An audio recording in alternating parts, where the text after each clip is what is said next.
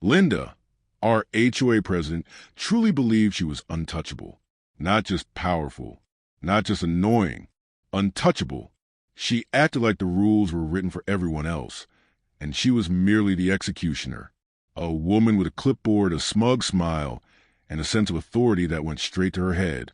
In her mind, she wasn't enforcing HOA bylaws. She was the law. Breathing too loudly? Violation. Parking half an inch off? Violation. Trash invisible for more than 5 minutes? Violation. And fines. Endless fines. But the worst part wasn't the money. It was the way she enjoyed it. The way she'd stroll the neighborhood every morning like a warden on patrol, ruler in hand, peering at lawns, porches, and driveways like she was hunting for sport. And then she'd cross a line you don't come back from.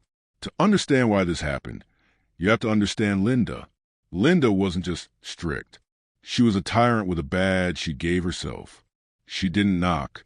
She didn't ask. She didn't warn. She'd walk right onto your property, take photos, slap fines on doors, and smile while she did it. The HOA board? A joke. It was her and 2 friends who voted yes to everything she wanted. And she loved one thing almost as much as power. Her image. Her pristine white Mercedes.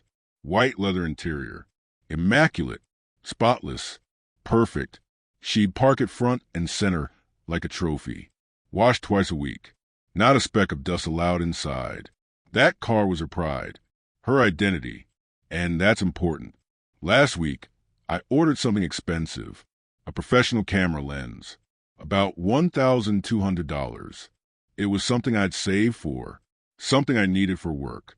The delivery driver dropped it off while I was at my job. And thankfully, my doorbell camera caught everything, including Linda. 10 minutes after the package landed on my porch, she appeared, walking up slowly, looking left, looking right. Did she ring the bell? No.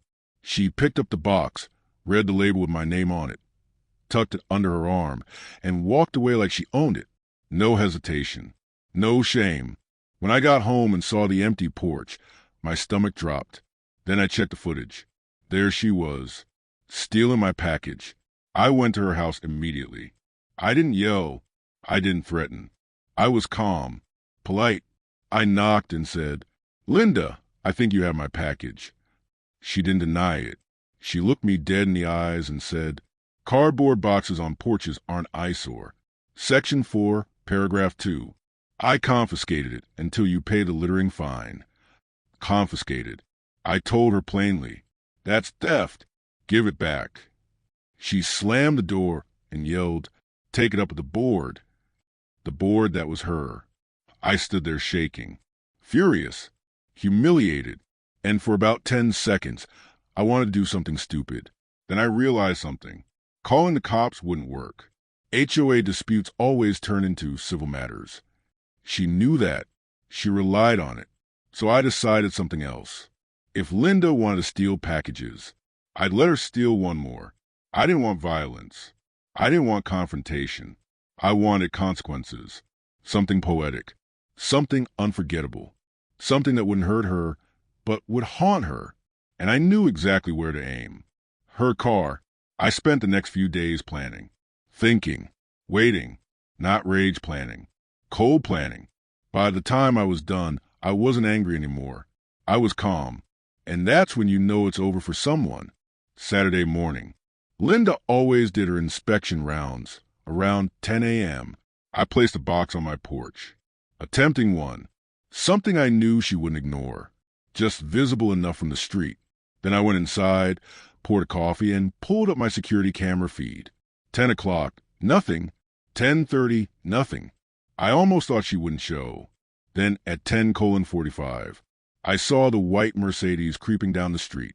Slow. Careful. Like a shark. She stopped. Looked. Checked for witnesses.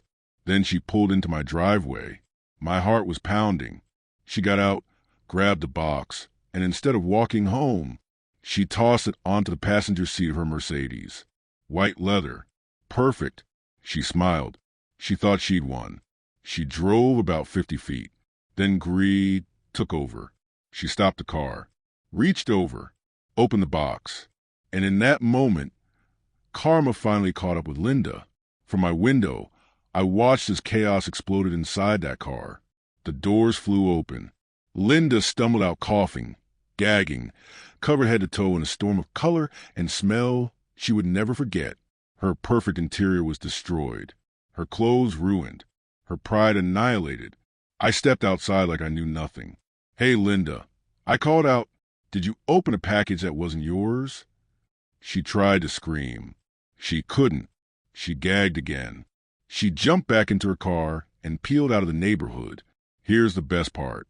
She couldn't report me, because to do that, she'd have to admit she stole my package. 1 week later, Linda resigned as HOA president. The fine stopped. The harassment stopped. The neighborhood breathed again. And sometimes when the sun hits just right, I still see her Mercedes, still sparkling. A permanent reminder. Don't steal mail. Don't abuse power.